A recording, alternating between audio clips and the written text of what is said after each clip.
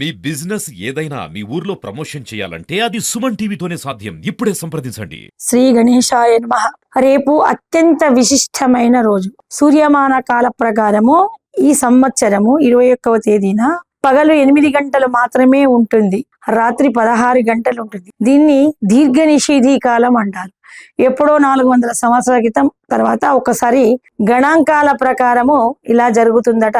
కాల ప్రమాణాలు వెనక్కి తగ్గుతూ ఉండటం వలన పగలు కాలం అత్యంత స్వల్పమైన కాలము, నిషిధి రాత్రి కాలము అత్యంత దీర్ఘమైన కాలము, ఎంతసేపటికి తెల్లారదు. ఇది ఎప్పుడో ఒకసారి జరిగే విశేషమైన రోజు. అందరూ దీన్ని గ్రహించి ఇది ఒక కొత్త అనుభూతిని పొందాలి. అయితే శీతాకాలంలో పగళ్ళు కుంచుకుపోతాయి, రాత్రిళ్ళు దీర్ఘంగా ఉంటాయి. ఎందుకంటే చాలా త్వరితంగా సూర్య అస్తమయం జరుగుతుంది 5:30కే.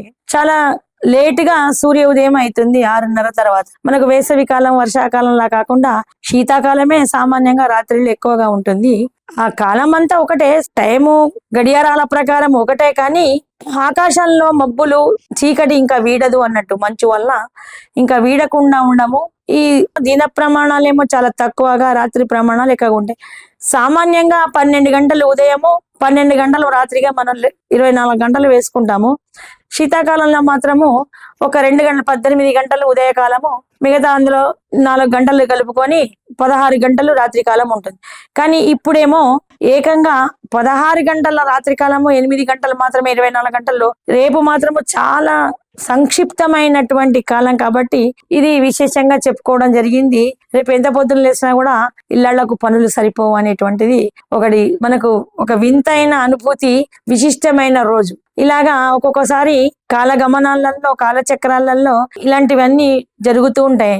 మళ్ళీ వెన్నెలలు కూడా ఉదయానికి ఒక్కొక్కసారి చంద్రుడు కూడా సూర్య ఉదయం అయినాక కూడా చంద్రుడు 8 గంటల వరకు కూడా మనకు కనబడుతుంటాడు. రేపు చంద్రుడు చాలాసేపు మనకు 10 గంటల వరకైనా కనబడుతుంటాడు. సూర్యుడు ఆకాశంలో ఉన్నప్పుడు చంద్రుని కిరణాలు, చంద్రుని యొక్క కళలు మనకి కనబడవు, కానీ రేపు చంద్రుడు చాలా స్పష్టంగా కనబడతాడు. అలాగా పగలు తగ్గిపోయి రాత్రి చాలా ఎక్కువగా ఉండేది విశేషమైన కాలం ఇది. జై శ్రీరామ్.